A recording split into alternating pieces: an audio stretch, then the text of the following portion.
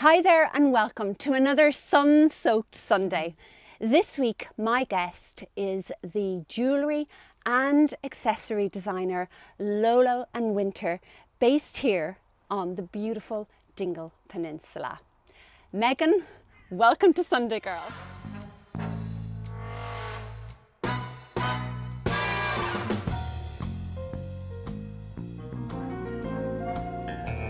I think I became aware of your brand about a year and a half ago. Yes. I actually discovered it through Instagram. Oh, really? Yeah, I was scrolling through Instagram as you do before you go to sleep at night, and these amazing images came up, I think filmed in the Dingle distillery. Yes, yeah. And first of all, I was just, the jewellery was beautiful, the headbands were Yes. beautiful.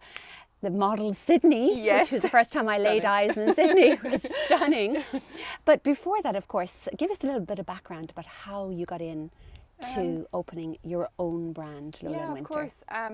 So I started Lola Winter before the pandemic. Great timing, of course. But I had been making jewellery about 10 years previous to that. Okay. I suppose I have a retail background. I've worked in kind of the fashion industry for, since I was about 18. Actually, when I left school, I wanted to do something in the fashion industry. So I did a year, kind of a PLC introductory course to do with fashion business and kind of retail merchandising and stuff like that. So I kind of built a platform there of trend forecasting and mood boards and things like that.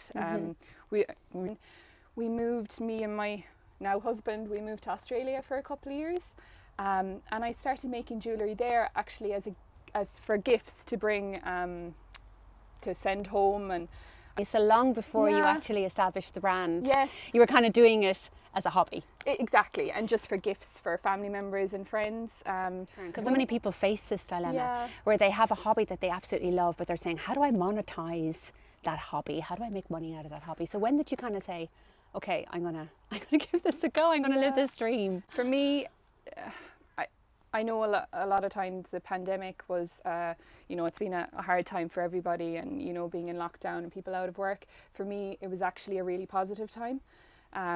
So I had started deciding to maybe go professional with this a couple of months before we went into the first lockdown.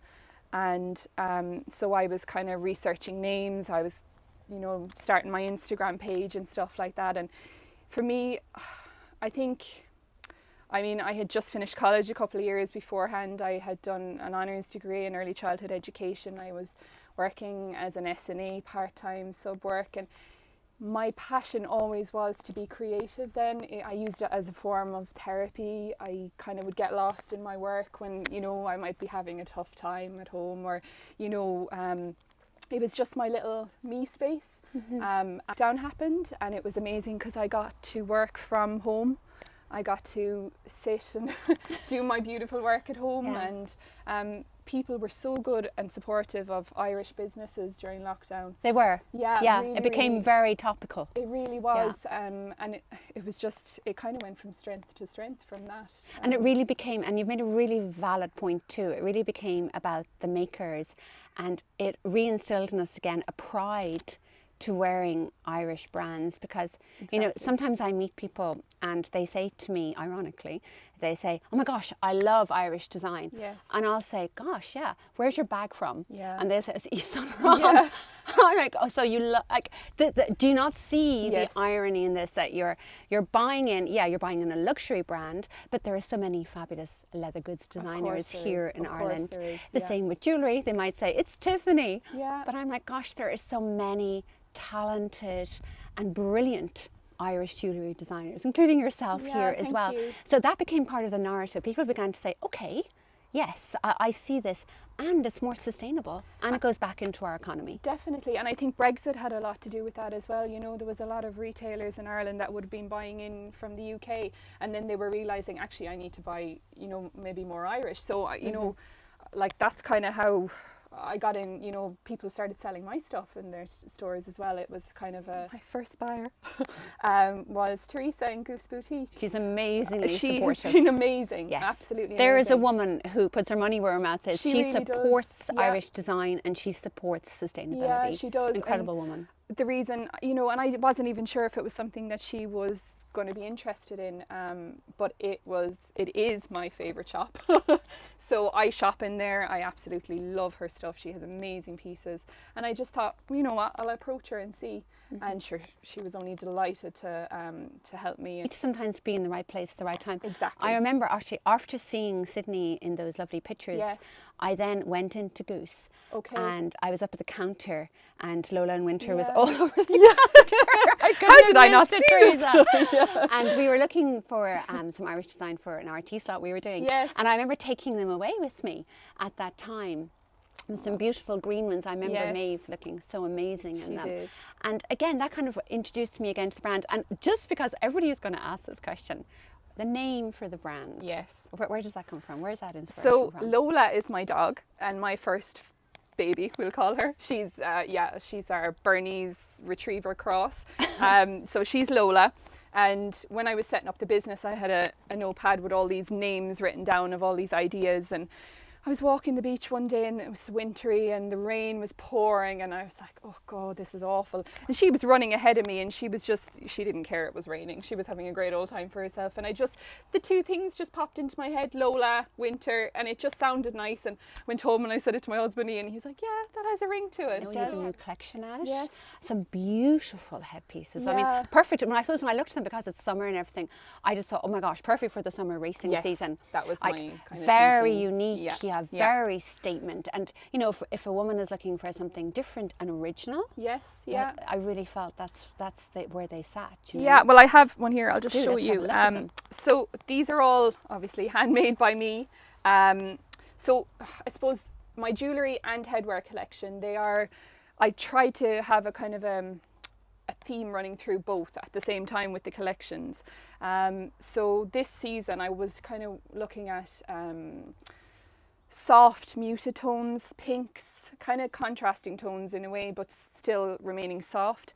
So like the oranges and pinks are a big trend this season. They're real happy dopamine They dressing. they are, yeah. You see it everywhere actually. You It's do. beautiful. Yeah. And you know, even the greens, and you know, I have a mood board that I put together and it was all kind of like those soft tones, very feminine. So I actually found this beautiful Liberty fabric on Etsy. I buy an awful lot of my stuff from Etsy. I try to keep my selling to small businesses as well, small sellers. It's kind of, you know, paying it back that way as well, you know, supporting other small businesses. So I bought that on Etsy. And when you say Liberty fabric, is that from Liberty It's the store? print, yes, exactly. Okay. They're, you know, they make them, you know, the print. I suppose it's Liberty print, and then it's jade beads. So I've made a couple of these, the different styles. Some are like a halo crown. I've seen those. They're yeah, beautiful. they're quite padded. And they just sit. They do. Yeah. And I've used weighted gold beads, so they've got a really, really nice feel to them. They sit really well on the head. They're obviously padded as well, so they're comfortable. I actually wore one the other day. I like to wear all my own jewellery and headwear just to see what it feels like. Because sometimes you make something, try it on, and it might pinch your ears or Very good point. gets caught in your hair, and you know, you'll have to The tweak it. practicalities, Yeah, So it might exactly. look great, but not feel great. Exactly. Yeah. So so I have a couple of these in Goose at the moment, in different colours and shades, and then I can always make custom pieces then at home as well. So you know, if anyone ever wanted to contact me, if they have a certain outfit that they wanted to accessorize, I'm always happy to make pieces that would. You know, do. You work make well. bespoke Yeah, pieces. yeah. She made these for me, guys. Yes. I will actually show put in a picture of them later because I wear them all the time. I was obsessed with those. Oh, I just yeah. adore them. Like, I think I contacted you and I said my ears were infected from over piercing and all of that stuff. And I decided I need to move. It was time to move to clip-ons. And there was nothing available on the market, and there was nothing that was comfortable to wear. And these are amazing. They have a vintage back on them, so it's an adjustable Yes, yeah, I loved that. collection. Do you do a bridal collection? I do. I've started doing a bridal collection. This was something that I wanted to do from the get-go. Okay. When I was getting married, I really wanted something that was a little bit different. I knew I wanted a headpiece. I wanted something that was elegant, but also that stood out a little bit, which I found, and it was amazing. But I wanted to appeal to maybe that niche in the market, the girl that's maybe looking for something a little bit different. So I've been slowly working away at home on my bridal pieces. I haven't actually uploaded them yet. I'm kind of holding back slightly until I kind of do a big reveal on my website.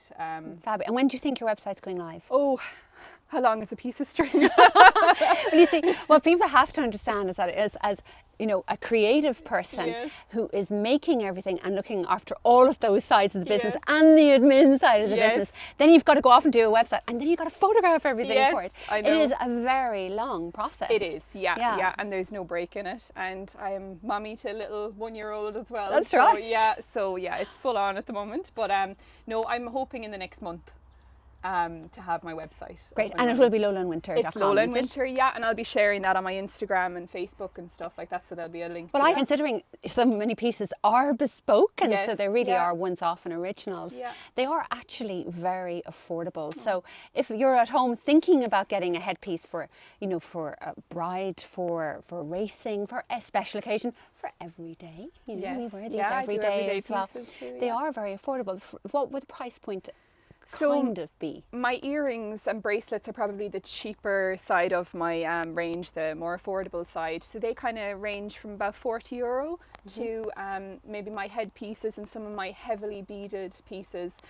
They're kind of up at around maybe the €100, maybe 150 would be probably my most expensive piece. Thing that when I started out, I wanted the brand to look pretty. I wanted the boxes to be beautiful, and the amount of people that have come back to me and said, "Oh, the packaging is so beautiful. I love the way it's being presented," and that actually makes me really happy. Yeah, and that's what's so important. The brand experience is Yeah, all the way through. it is, From when somebody looks at your jewellery and thinks about buying it on, Yeah. let's imagine, Instagram or Etsy, and then they receive it in the Yes, post, yeah. that the whole experience It is. is And part of that I know brand. I've- What advice would you share with somebody watching at home, thinking of opening not necessarily a design business, but their own business, and they're again at that kind of point where they have a hobby that they absolutely adore and are passionate about, and yet they have a secure job and they're just afraid to walk over that line. So what advice would you give them? Well, it's not easy, I won't lie. It is hard, but it's the best thing I've ever done. I think you need to follow your passions, you need to be happy in your work. I'm so glad that I made the decision to start my own business. I'm very lucky that I have a husband and a family that have been supportive of that. Yes, So this do is it, what yeah. this is all about, is that, you know, if not now, when? Exactly. So I always say to people, look, obviously you have to have a business approach to this. Yeah, of course. But once you've looked at it, Yeah. just say to yourself, like, why not? Just do it. and, Yeah. and just do it. You know- And I think as self-employed people, we're constantly Yes. evolving. Yeah. Like pivoting You became have a to. great word Yeah. during, lockdown. Yeah. I'm like, I've spent my life pivoting. I wouldn't be here if I didn't know how to pivot immediately and evolve, every kind of second year, because Yes. that's You have what to. You have that's to. our Yeah. only way of surviving. You have to keep looking at the market, saying, what does the customer want, and can I give the customer something new? Yeah, and using it as a positive. It's exciting. It's, it makes you maybe explore avenues that you thought you wouldn't explore before, or for me it's been maybe exploring a different style, or a different avenue that you wouldn't have thought of before. Sure. Yeah, It's an definitely. adventure. Yeah. Well, Megan, look, thank you for sharing your adventure so far you, with so us. far, And yeah. I just know that your future is, going to be stellar. Thank you, Orla. Stellar. Thanks for Yeah, having your me, work yeah. is absolutely beautiful. Thank you. So we wish everyone a wonderful, bright and inspirational Enjoy week. the sunshine. Enjoy the sun. Bye.